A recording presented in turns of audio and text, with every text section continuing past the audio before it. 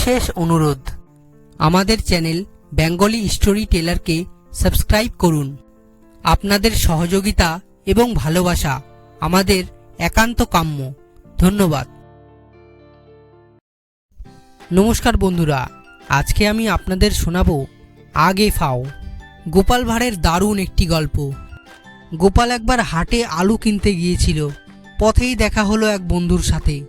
রসিক বন্ধুটি গোপালের আলু খরিদ করার কথা শুনে বলল, তুমি যদি আলু বিনি পয়সায় খরিদ করতে পারো 10 টাকা পুরস্কার পাবে। গোপালকে বন্ধুটি রসিকতা করার লোভে একটু উস্কে দিল।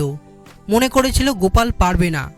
গোপাল বন্ধুকে বলল, ও এই কথা, তুমি আমার সাথে হাটে চলো, দেখবে দিব্যি বিনি পয়সায় আলু কিনে নিয়ে বাড়ি ফিরব। কাউকে কোনো পয়সা দিব না, তা তুমি স্বচক্ষে দেখতে পারবে। হাটে গিয়ে গোপাল প্রত্যেক আলু বিক্রেতাকে জিজ্ঞেস করল, ভাই, আমি যদি তোমার কাছ থেকে 5 সের আলু কিনি, কটা আলু ফাও দেবে? তুমি আমাকে বলো।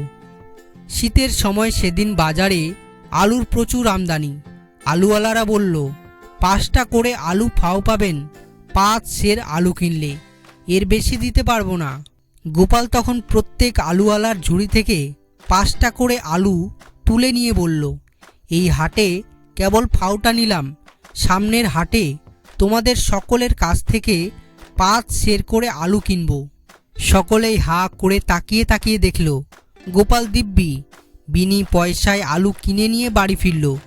বন্ধুকে বাধ্য হয়েই প্রতিশ্রুতি অনুযায়ী গোপালকে 10 টাকা পুরস্কার দিতে হলো।